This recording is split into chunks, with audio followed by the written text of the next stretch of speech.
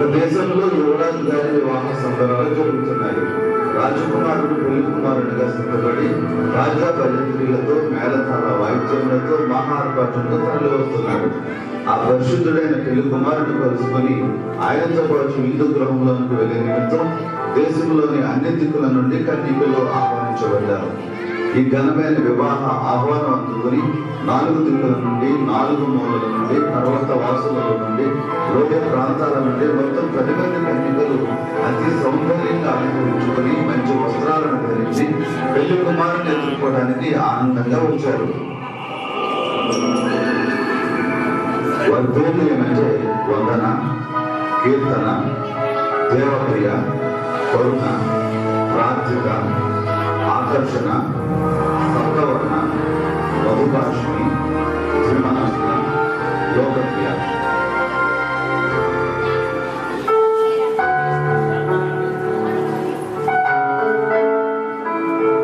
ఇదిగో ఆకర్షణ, నువ్వు నీ దిండి చాలా ఆకర్షణీయంగా కనిపిస్తున్నారు. మరి దిండితో పాటు నూనె పుట్టి లేదేంటి? నీలాంటి వాళ్ళంతా మాలో ఏదో ఒక లోపాన్ని చూస్తూ ఉంటారు. ఇంత ఆకర్షణీయంగా ఉన్న నన్ను, నా దివిటీని పొగడడం మానేసి నూనె బుడ్డ విషయం మాట్లాడడానికి ఇదా సమయం? అయినా నూనె బుడ్డ ఎందుకు? ఇంత చక్కని ఆకర్షణీయమైన దివిటి అంత త్వరగా ఆరిపోతుంది అనుకున్నావా? దయచేసి నీ వ్యర్థమైన ప్రశ్నలతో నా సంతోషాన్ని పాడు చేయకు. చూడు ఆకర్షణ, నాతోటి కన్యకం కాబట్టి ప్రేమతోనే నేను బుద్ధి విషయం అడిగాను కానీ నిన్ను కించపరచాలని కాదు. నా మాటలతో నిన్ను నొప్పిస్తే నన్ను క్షమించు.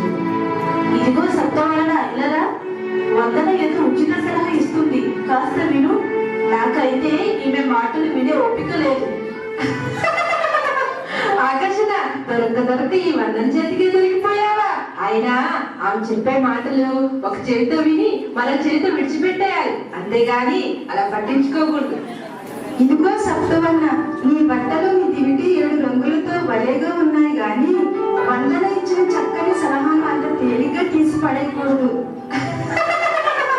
మొత్తానికి వందనని బలపరుస్తూ బాగానే మాట్లాడుతున్నావు గాని మా అభిప్రాయాన్ని మార్చలేదు. మేము జ్ఞానవంతులమే.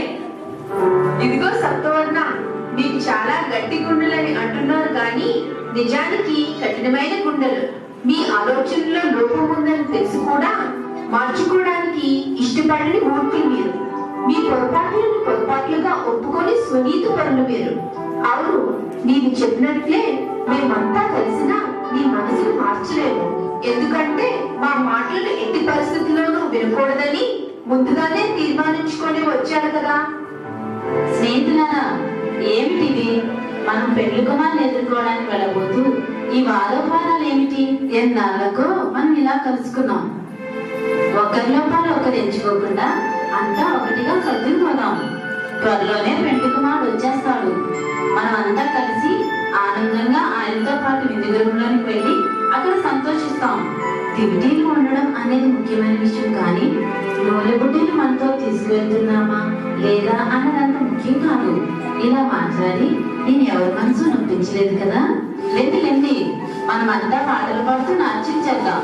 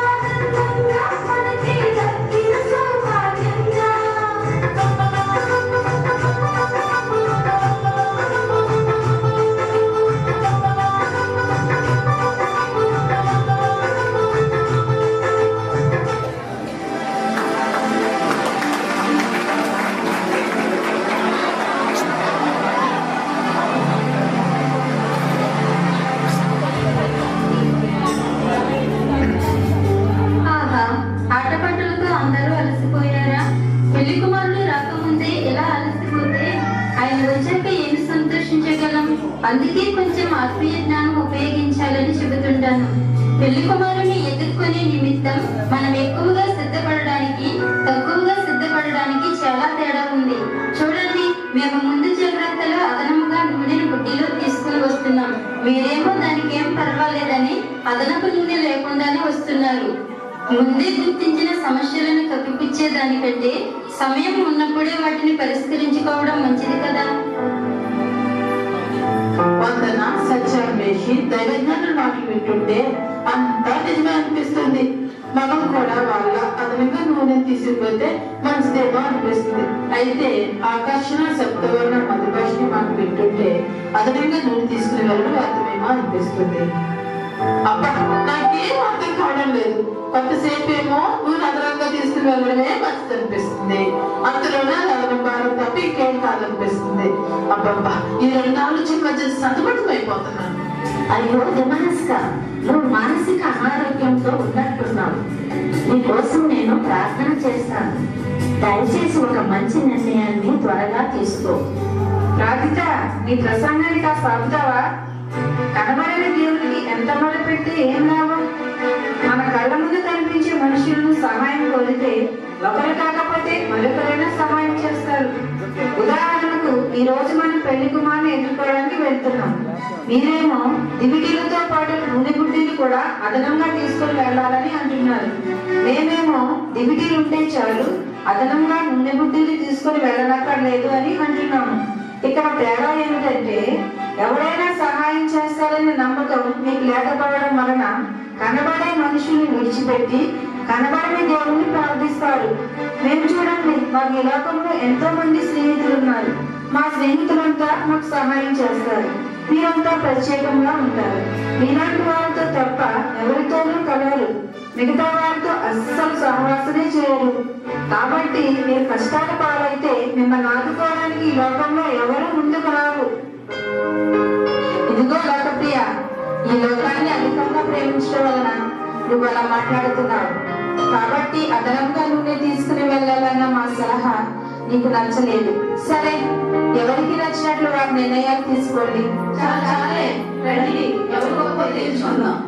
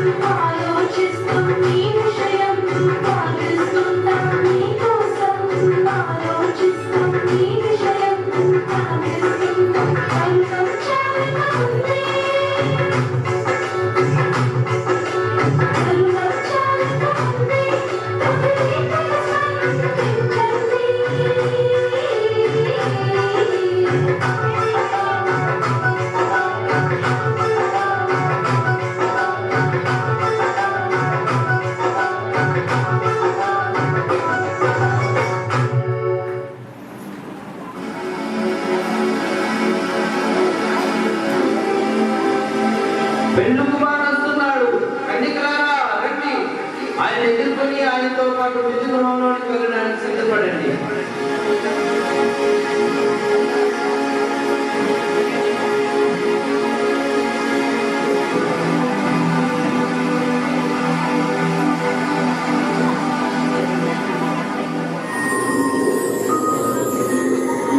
అయ్యో, నా దివిటీని ఎంత ఆకర్షణీయంగా తయారు చేసుకున్నా లాభం లేకపోయింది. ఎంత ఆకర్షణీయంగా ఉన్నా నూనె లేకపోతే వెలగదు కదా. పెళ్లి కుమారులతో పాటు విందు గృహంలోకి వెళ్ళటానికి ఎంత ఆకర్షణీయమైన దివిటి ఉన్నా చాలదు, అది వెలుగుతూ ఉండాలి కదా. అయ్యో, నేను ఇప్పుడు ఏం చేయను? అది సరేలే, నా దివిటిని 7 రంగులతో అలంకరించాను. రంగులున్నంత మాత్రాన దివిటి వెలుగుతుందా? నేను ఎంత బుద్ధిహీనురాలిని. వందన, సత్యం వేసి కలిసి ఎంత మంచి సలహాలు ఇచ్చినా నేను పాటించలేదు. అయ్యో, ఇప్పుడు నేను ఏం చేయను? మీ సంగతి అలా ఉంచింది. నా పరిస్థితి మరీ ఘోరం. ఒకరిలోపల ఒకరు ఎంచకుండా సర్దుకుపోవడం అంతా సమానమే అని మధురమైన మాటలు పలికాను. అయ్యో, ఇంత కష్టపడి వచ్చి ఇన్ని గంటల పాటు ఎదురు చూసి మనం లోపలికి వెళ్ళలేమేమో. అయ్యయ్యో, ఎంత బుద్ధిహీనంగా ప్రవర్తించాను. మీ అందరికంటే నా పరిస్థితి మరీ ఘోరం. ప్రతి విషయానికి 2 మనుషుల మధ్య తడబడే మనస్కురాలి. ఈ మానసిక రోగం నుండి విడుదల పొంది సరైన నిర్ణయాలు తీసుకోవాలంటే దేవుడి సన్నిధిలో ప్రార్థించాలని ప్రార్థన ముందే చెప్పింది. ప్రార్థన చెప్పినట్టే జరిగింది. అప్పుడు కొంచెం ఆమె మాట విని అదనప్పుడు ఆపద సమయంలో ఆదుకుంటుందని గ్రహించి ఉంటే ఎంత బాగుండేది. ఇప్పుడు దీంతో కూర్చొని బాధపడితే ఏమి ప్రయోజనం? ఆకర్షణ, సప్తమన్న, మధుభాషిని, ద్విమనస్క, ఎందుకు ఇలా బాధపడుతున్నాను? ఎంతో ప్రియముగా ఎంచుకున్న ఈ లోకం అంతా మన ముందు ఉంది. ఈ లోకంలోని మనుషులంతా మన స్నేహితులే. దివిటీని వెలిగించుకోవడానికి కొంచెం నూనె ఎవరిని అడిగినా ఇస్తాడు. మీరేమీ కంగారు పడకండి. నేను ఈ లోకంతో బాగా స్నేహం చేసిన దాన్ని. ఏదో ఒకలా నూనెను నేను సంపాదించుకొని వస్తాను. మీరు ఇక్కడే ప్రశాంతంగా కూర్చోండి. లోకప్రియ, ఆకు. రాత్రి వేళ ఏ ప్రమాదమైనా జరగచ్చు. నాకు మరో ఆలోచన వస్తుంది. నిరాశ నిస్పృహలతో కురిగిపోయి మమ్మల్ని ఎంత ధైర్యపరిచావు. నీ మాటలు వింటుంటే ఏదో ఆశ కలుగుతూ ఉంది.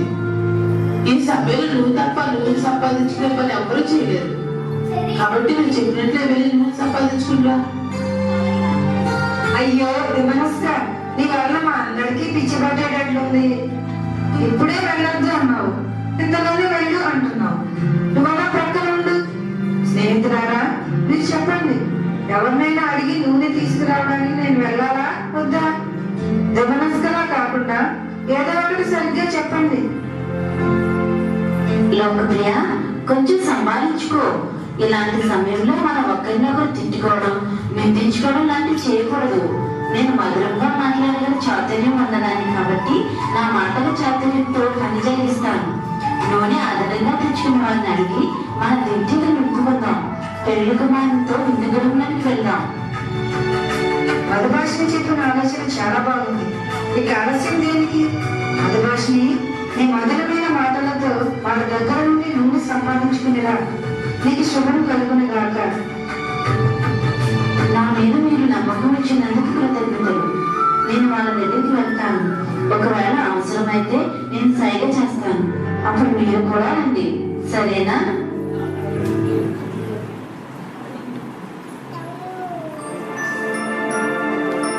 నా ప్రియమైన స్నేహితులారా, నేను మీతో కొంచెం మాట్లాడాలి.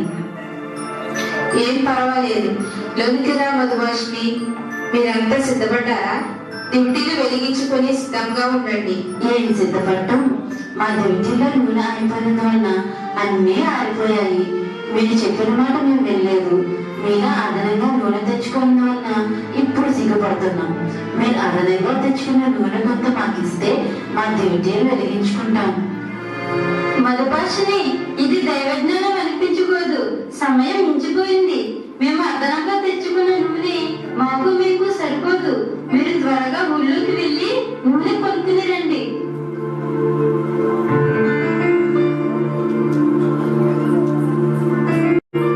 దయచేసి ఈ నూనె నూనె మాకు సరిపోదు.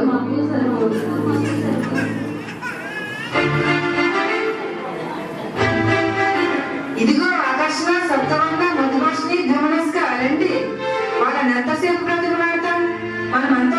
వెళ్ళి దైవజ్ఞాని కళాశాలలో నూనె కొనుక్కుని వద్దాం పదండి.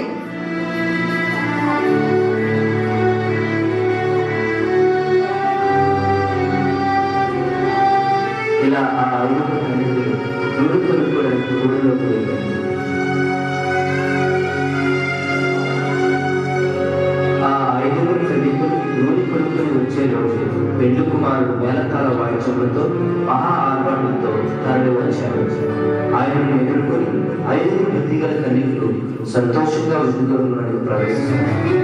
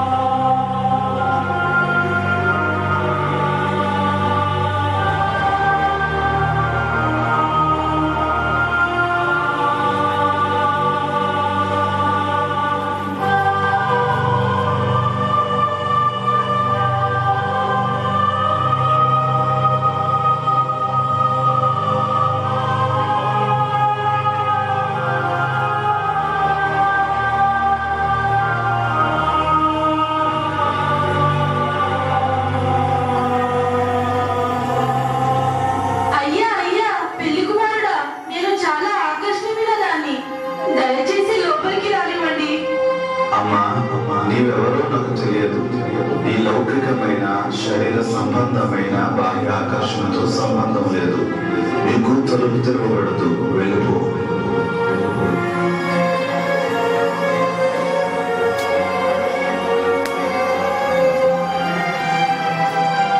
అయ్యా, పెళ్లి కుమారుడా, నేను సప్తవర్ణాల వారి నుండి వచ్చాను. నాకు తలుపు తెరవండి. అమ్మా, ఈ రంగుల లోకానికి గాని నీకు గాని ఇక్కడ చోటు లేదు. అసలు నువ్వెవరో నాకు తెలియదు, వెళ్ళిపో. లోపలికి వచ్చే అవకాశం నీకు లేదు.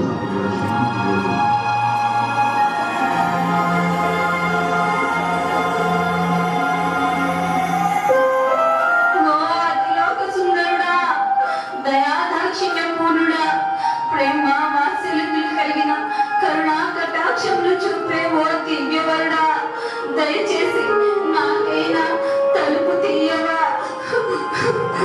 అమ్మా, నీ మధురమైన మాటలు చాలా బాగుతున్నాయి, కానీ నువ్వు ఎవరివో నాకు తెలియదు.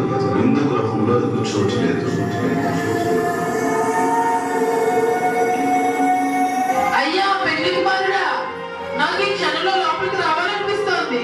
నా మనసు మారిపోకపోతే తలుపు తీయవా? అమ్మా, నువ్వు త్రిమనస్కురాలిలో ఉన్నావు. లోపలికి వచ్చాక మళ్ళీ బయటికి పోవాలని ఉందని అంటావు. నీలాంటి త్రిమనస్కులకు నా విందు గృహంలో అసలు స్థానమే లేదు, వెళ్ళిపో.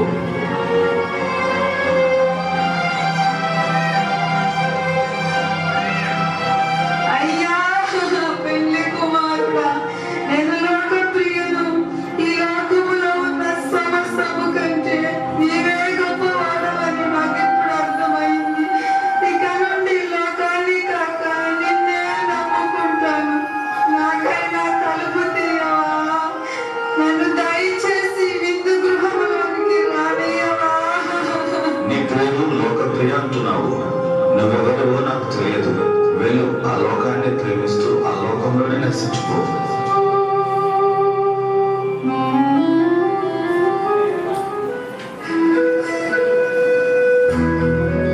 ప్రియులారా, ఎంతవరకు ఈ చక్కని ప్రదర్శన చూశారు కదా. ఒకవేళ ఇంకా మనం కూడా ఈ తెలియని కన్యకల వలె దేవుని ప్రేమను తెలుసుకోకుండా లోపానుసారంగా ఆత్మీయ అంధకారంలో చేస్తున్నట్లయితే ఇప్పుడే పెళ్లి కుమారుడైన యేసయ్యను మన హృదయాల్లోనికి ఆహ్వానించి రక్షణ భాగ్యాన్ని ఈ చీకటి లోకంలో మనం దివిటీలుగా ఉండి వెలుగొందుదాం. పెళ్లి కుమారుని ఇందులో పాల్గొందాం. ఇదే మనకు దేవుడిచ్చిన అద్భుతమైన కృపా సమయం. God bless you all.